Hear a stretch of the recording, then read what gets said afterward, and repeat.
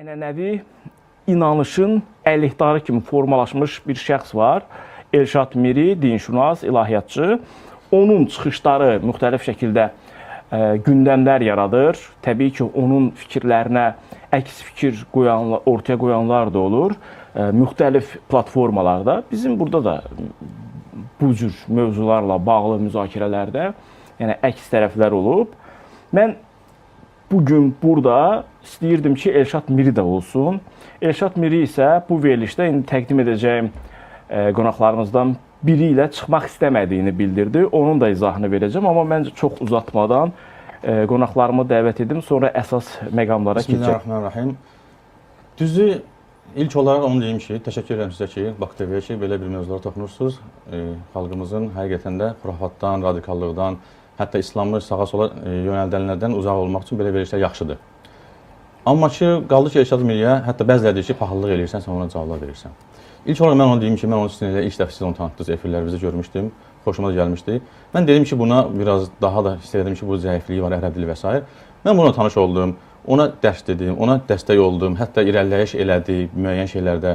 Mən paxıllıq eləsəydim, bunu heç mən elə şey eləyərdim. Özü hər yerdə deyir ki, falan yerdə falan molla mənə pulla dərs deyir. Mən isə ona pulsuz dəfələrlə dərs dedim və jurnalımız çıxartdıq, qəzetimiz çıxartdıq, dəstək də oldum, maddi və s. Bu insan sonra demək istəmirəm, nəyə görə mən bunun bəzi hərəkətlərinə xoşuma gəlmədi, ayrıldım və həmçinin də bu insan şərtlərindən biri oldu, niyə ayrıldım?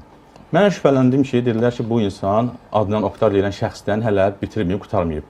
Çünki ona oxşarın birinin qəzetimizdə məqaləsini vermişdi, hətta Rafiq müəllimin məqalədə, özəl məqalələr orada biz verirdik jurnalda.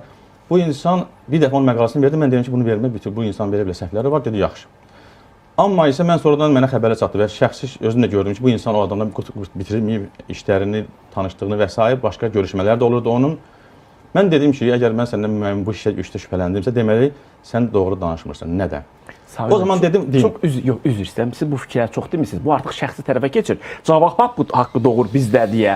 Yəni, bunlar çox demirsiniz. Aydındır. Cavab haqqı verən gəlib oturmalıydı burada, cavab verməliydi. Yox, gələn dəfədə təzədən o gəlmək istəyəcək və bu məsələ serial kimi uzanacaq. Sizin bu fikirləriniz, yəni ideoloji baxımdan sizdə uzlaşma olmadığına görə, bir-birinizin tam əksinə olduğunu anladığınıza görə ayrıldınız. Bəli, qısa deyim ki, bəli, elədir. Amma qısa deyim ki, mən dedim Adnan Oktara bu dəvət jurnalında cavab ver, mədəni, elmlə, ədəblə ki, onun səhvləri var, vermədi. Dirəşdi, mən də dirəşdim ki, sən beləsinsə, deməli, mənə yalan danışmışsan, bitirməmişsən, onu qurtarmamısan ona, ayrıldım, başqa səbəblər də var. Ayrıldım ondan.